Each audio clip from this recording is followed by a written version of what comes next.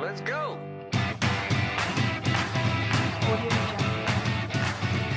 Welcome to the Ride Home Review, where we talk about the movie we just watched on our ride home. Then we do our best to improve the movie by rewriting the story on the fly. The hosts of the Ride Home Review are sci-fi fantasy author T.K. Thompson and film pundit Dustin Thompson. Spoiler alert! Alright everybody, this is your official warning. All of our reviews will be filled with spoilers of the movie. So if you have not seen this movie yet, listen at your own risk. Hey everybody, welcome to the next episode of the Ride Home Review. We are here after watching The Magnificent Seven. And magnificent it was. So let's talk about our overall feelings about it. Tamara, would you like to go first? I liked it. I liked it a lot. It had all of the old Western feel to it. There wasn't anything artsy or jazzy that they tried to do. It was pretty straightforward, but it had a lot of upscale when it came to characters and the action and sequences like that. So yeah. I liked it a lot. Yeah, I absolutely love this movie. I thought it was great. It's not a 5 out of 5 star by any means, but really great remake of The Magnificent Seven. We actually thought about watching The Magnificent Seven or looking it up to remind ourselves because we both have seen the original, but we kind of wanted to do this review without, having any of the original in our thoughts, but I really liked the movie. As you said, it was a classic, take on a normal story of a town of people that need help, and they need a bunch of, unconventional guys to help them out with it, and I really liked that not all of our characters were 100% heroes. Mm-hmm. Like, some of them weren't, the best of people, but they came together with a common goal, and in the end they all had hearts of old, and they wanted, a lot of them sacrificed, to save these people, which was really great. So overall, I think you and I both agree that 3 characters did not get developed very well in the movie. Yes, 3 characters. Did you bring up our notes? No, I don't have them, but basically it was the 3 characters was our Indian character, mm-hmm. which is what was his name? Billy Rocks? No, or was that? Oh, I don't know now. Anyways, our Indian character, our Asian character, and our Texican character. In fact, I don't even know the names of their characters to really tell you what their character names were. They were great characters, but I just felt like they were underdeveloped. We had scenes that told us about the backstory of Chris Pratt's character, of Denzel Washington's character. But yeah, the Mexican Texan character, his name was Manuel Garcia-Rulfo, right? Mm-hmm. Vasquez, I guess he called him. He was a really great character, but we really don't know much about him besides that Denzel Washington's character was one time trying to capture him and decided not to and made a deal with him. Right. Now, I really loved the Indian character. I even liked the design, but you didn't necessarily like his look. Would you describe that? He was too much of a modern take. His war paint and everything like that was totally fine. But it looked like someone had taken, buzzers and just given him, a clean mohawk on the top of his head. Yeah. And then I just had a hard time envisioning him as a traditional, authentic, cultural Indian, due to it. Yeah. And I'm not saying that I'm an expert on Indian culture or whatever. I've for a while there, I served around some Indian cultures. And if you cut your hair, it's usually because you're mourning someone or something like that. But his just looked totally modern. It looked like just a modern take on him. Sure. And so I had a hard time finding him believable. Sure. And then I didn't feel like they put any like Indian characteristics or traditional things in there that really brought him to light at all, except for that he was great with a bow and arrow and he stood great on top of buildings and shot everyone in the back, you know? And so I felt like, especially because, you know, they have that solemn moment the night before where everyone's like, okay, we're going to die tomorrow. Right. That they really could have been a little bit more impactful when it came to their characters by showing their traditional things. And it could have shown him, you know, getting ready for a war. Because I know that they do have, like, their traditional customs or whatever. Sure. So instead of it just being, like, a character that was totally brushed over, I felt like they could have taken a few precious moments away from other people who were fully developed and being continually developed to develop some of these sub-characters that actually walked away from the fight. I completely agree. Yeah, like, I felt like his character... you know, they just kind of brushed over him, and we had a really great campfire scene where they really could have utilized that scene, especially with Chris Pratt's character. His name is Josh. He's kind of the wisecracking, poking and prodding type of character who should have kind of poked and prodded and put, you know, to these other characters, and which would have brought out a scene where they would have told a little story about themselves or who they were. And I felt like that would have been the perfect opportunity for us to get to know Vasquez, I think is his name, the character, and Red Harvest. Yeah, that was the Indian's name as well. And I just felt like those two characters plus our Asian character, I just felt like we did not get that. His name was Billy Rocks. Yeah. You know, and Billy Rocks, like, I thought he was a really, really cool character. He was an awesome character. He had his own debut, you know what I mean? Yeah. They could have just divulged a little bit more into him besides him just being a person that Ethan Hawke's character. Ethan Hawke had picked up and was supposed to be taken in, but decided, no, this guy, he shouldn't be arrested. He should be someone you would tag along with for life. And I bought their friendship. Oh, yeah. That was really great. I bought their friendship and their camaraderie, and especially the ending scenes where they die. Mm-hmm. I bought that 100%. I just wish we would have known a little bit about Billy Rock's character. Besides the vague description that they met up and they're friends. And the other thing I didn't like about Red Harvest, the Indian character, and his face-off with the other Indian the evil Indian who took the dark side, right? Was that it was just all too easy and almost just kind of bleak, in my opinion. You know what I mean? It was like, here's this intense moment where the female role character, Emma Cullen, has run out of bullets and she's being, you know, slowly, this menacing Indian character is coming up against her and she knows she's going to die. And behind him, Red Harvest comes and they have this small little, like, okay, we're going to walk near each other and I'm going to slash you with my knife. And then they walk towards each other again, and then all of a sudden it's over. Right. And I felt like it had been a little bit more epic, especially since they built up that this was a rogue character from his own nation who was having to find himself.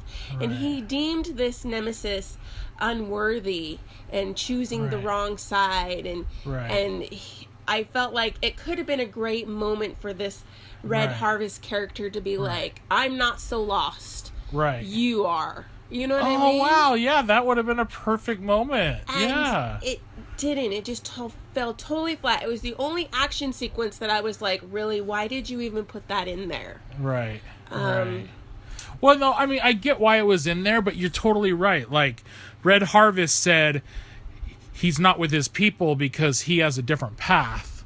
And it would have been interesting to, like, dive into his character about why he's on a different path, and maybe he doesn't know what that is. Right. And then when he comes up against this other Indian foe, for that Indian foe to either recognize something based on his hair being cut, that he's been excommunicated from his people or something. I don't know, or obviously he's not with his people, so maybe the other Indian guy says something, right? And he's be like, no, I'm not lost, you are a disgrace, and then that would have made that showdown really cool. Right. No, I think you're totally on the right thing there. I think that would have elevated the movie to a higher point, instantly, giving me giving it more stars. Yeah, instantly a 4.75 because we helped a character understand himself more, instead of just being the common, okay, well, I'm fighting for righteousness here, for these people to succeed. Now, who was your favorite character of the movie? I don't know. That's tough. Because I'll tell you what, I'm surprised on who my favorite character of the movie is. I know who yours Going in, I totally thought Chris Pratt would be my favorite character of the movie for sure. Comedy he's relief. Star-Lord, right? Yeah. And I thought for sure, but I was really surprised that Vincent D'Onofrio as Jack Horn was the best character in this movie. Because he was so great. He was so unique. Yeah. So unique, his character, and he played it so well that we were all like, what? Right. And because I know him from being on the show Daredevil, thank you, as Kingpin, and he's got this deep voice. I was just waiting for his deep voice to happen, and it didn't, and it was completely different, and he just played his character so unique and acted it so incredibly well that the Mountain Man Jack Horn, Vincent D'Onofrio, won the movie for me.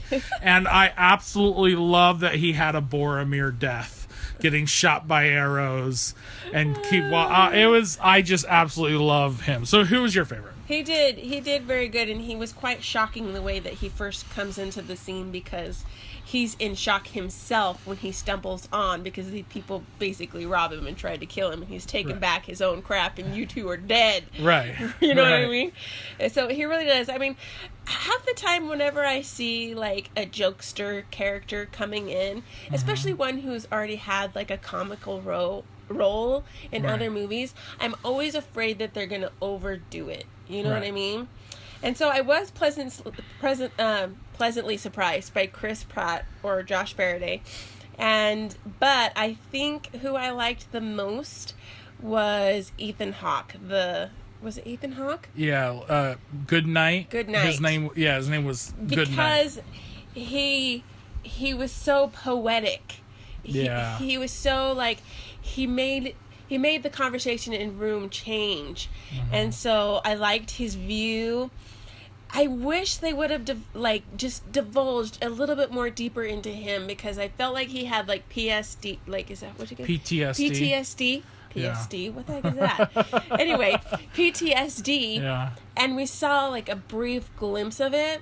Right. And he had a little breakdown. Right. But I wish maybe they would have even thrown in maybe a nightmare, or something that you knew that this person was haunted by always being a killer, by being death. You know what I mean? No, because it was interesting, because in the bar, he was telling his companion, I heard the owl or whatever, referring to this dream that there's a curse on him that the next time that he shoots his gun in violence, that he would die. Right. But I feel like that was brushed over so quickly. So quickly that if you weren't really paying attention, you completely missed it. So you're right. I know this film wasn't the type of tone to have dream sequences, but I almost thought we needed it with him or something. Or something. A moment in a corner where you see him just shaking. You know what I mean? Because you kind of see it, but he's talented, but there's something that's seriously holding him back in life. Yeah. So... No, he was a really great character. I would have said I would have been leaning towards him as my favorite character if they would have developed him perfectly like we're talking right now. But he still was developed really well. And we're pointing out nitpicky things we don't like about the movie. It's true. But guess what? This movie's incredible the way it is. Right. there are very few movies we go see that are this well written, directed, and a beautiful cinematography. Like, it opened up, and those big wide shots of the mountain and valleys were so gorgeous. Right. Like so this movie is great, and the things that we're pointing out, like, it's hard for us to challenge us to rewrite this movie, so we usually focus on character development, because that's usually what movies lack, is enough scenes with character development. Yeah, but overall, this movie is really great. So folks at home, don't think that we're saying the movie's bad. We're not trashing the movie's really great. But so besides the three characters that weren't developed, and then Goodnight, who was developed well, but could have had one last scene to really push over the X factor for him. How did you feel? The villain was? So we kind of talked about our good guys. How did we feel about the plot went and our bad guy? I do wish that we would have seen like a darker side to our bad guy, even though, granted, he was dark on his own. Yeah. But the second that he turned yellow belly when Denzel Washington gets him, I don't know, I wanted a little more rage out of him. You know what I mean? Yeah. Instead of him falling cowardly to the ground and even preying on God, which we're all like, so hypocritical. Seriously, right. You can't pull that card, which Denzel points out, right?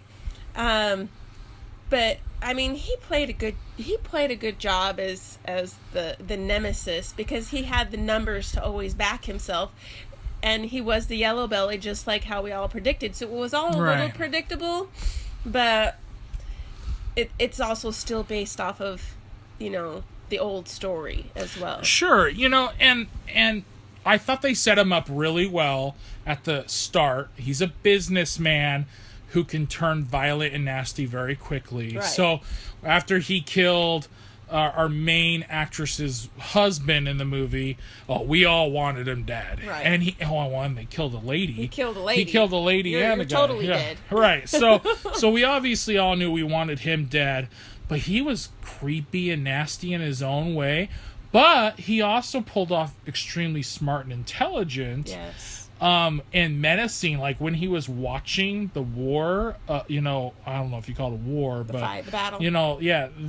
The fight, his expressions watching it was just so sickening, yeah. And the end scene with Denzel Washington, it was a little cliche, but I kind of liked that. I felt like he was being cowardly as like strategically, like, oh, let me walk into the church because maybe he won't kill me in the church, and maybe if I get up to the steeple of the church, the stage, maybe he won't kill me here. But and then that end scene when Denzel Washington's like whispering in his ear and telling him who he was, I thought was really impactful, which brings me to something that normally doesn't happen in a story. So we haven't talked about Denzel Washington yet. They don't develop Denzel Washington's character until the very last scene of this movie. Except for we know that he's a BA gunfighter. Yeah, all we know is he's kick butt. He's what do you call him? He tracks down people who are bad. Bounty hunter. He's a bounty hunter or whatever, and he's good at it, right? And they develop our team pretty quickly, which I'm okay with because it got right to the action and other stuff. But they never gave us that emotional part of Denzel Washington's character, except through Ethan Hawke's character, Goodnight, right? So we only get a little bit of Denzel through Ethan Hawke, but that very last scene when he divulges who he is and what our villain did to him and his family was so impactful for me, and very unorthodox for them not to divulge the motivation of a character until the last scene of the movie, which I thought was cool. Very last second of the movie. Yeah, I thought was very cool. How did you like it? No, I liked it. I liked it as well. It's risky, but I loved it. Yeah, it was good. It was good. No, I agree. Yeah. Totally agree. Yeah, so any last thoughts? The only other thing that I said that I thought that they could have put in, since they totally just wiped out this town. Yeah. Is they could have, like, Denzel could have just, like, because he had that sheriff's star, could have just chucked it to the young man who had been influential in bringing them all together and made him the new sheriff. Again. Yeah. You know what I mean? Just as you're the restart. You know what I mean? Right. Keep your spirit the way it is and fight for the town. Yeah. That's the one thing I just felt like they kind of left, it was just, all right, well, see you later. They kind of left town pretty quick. Yeah. Oh, and the other thing, remember I was talking about how I didn't feel like they built up our Magnificent Seven's guilt enough. Oh, right. Yeah, because they were paid. They were paid to come to the town. And something changed to where it's no longer about money. Right. I didn't feel that change. Right. I felt like we walked into the town with that already there, and it could have been because of Denzel's motivations that we hadn't seen yet. Right. You know what I mean? Because, in the beginning, they all allude to, well, how much does it pay? Right. You know what I mean? Right. But in the end, it was like all the townspeople are saying, oh, God bless you, God bless you. And I didn't see that guilt that, oh, well, we're just doing this for money. Right. Sort of a thing. Right. Which is an important part of this show, is to experience that emotional change. Right. Which I didn't feel like they had. It's an important character arc that was kind of just brushed over. And we as the audience just kind of had to imagine that happening instead of it showing it happening, which was definitely a weakness of the film. And probably why, like, in between the three characters that weren't really developed and that point, that's probably why it didn't get a 5 out of 5 star for me. Right. That's probably why it's only a 4.5 star out of 5, because there were certain things that weren't there that should have been there, but overall, I loved it. It was definitely violent for a PG-13 movie, but what you gonna get? It's a gunslinging Western. You gotta expect that someone's gonna die in your gunslinging in Western. You know what I mean? Right. It wasn't gory though. No, it wasn't too gory. There was only a few scenes where the mountain man jumps on someone with his battle axe. Okay. That was a little you even covered your eyes once. That was characteristic of his character though, and he was the only one that was overly violent. Okay. You know what I mean? So what's your favorite line from the movie? Because my favorite line from the movie is, well, that bear's wearing man's clothes. That bear's wearing man clothes. Yeah. No, I probably liked Chris Pratt's joke where there's the man falling through all the levels of the building, and what was the end line? And as he hit every level of the building, it's going good or something like that. Good. Anyway, that was a good one. You'll have to watch it to get it, because I'm not funny at all, so you wouldn't be laughing on the other side of this comment. But hopefully, if you're listening to this, you've seen the movie, because this is a spoiler. This is a big time spoiler. In case you didn't know it already, what happens in the premise. Well, we hope you all enjoyed Magnificent Seven the way we did, and we'll catch you on the next review. Okay, bye-bye!